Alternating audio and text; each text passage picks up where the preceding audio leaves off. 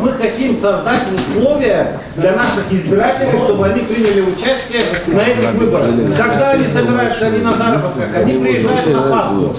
В другие дни не приезжают, а их там значительная часть.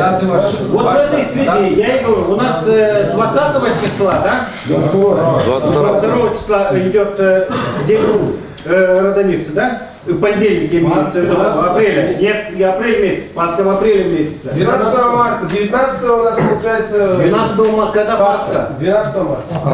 Апреля. Ну, на день Пасхи я не знаю. Да не, кто выйдет? Это кощунство. Это кощунство.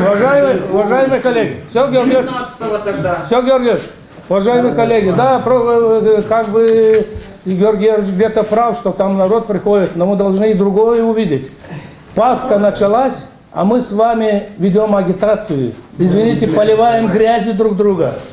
И именно перед маленькой Пасхой это совсем неприлично будет, вы понимаете? Я думаю, что да, мы все понимаем, но именно вот это будет, нас народ неправильно поймет, да. Я считаю, что 22 и 5 она для всех будет, устраивать всех будет. Есть еще мнения какие? Начинается сельхоз работы перед уходом в огород. Если есть работа у человека, он не выходит в апреле месяце уже. Время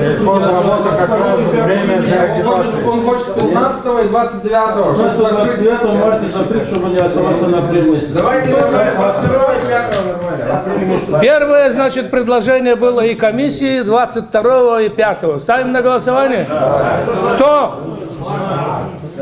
Кто за данную дату, прошу проголосовать.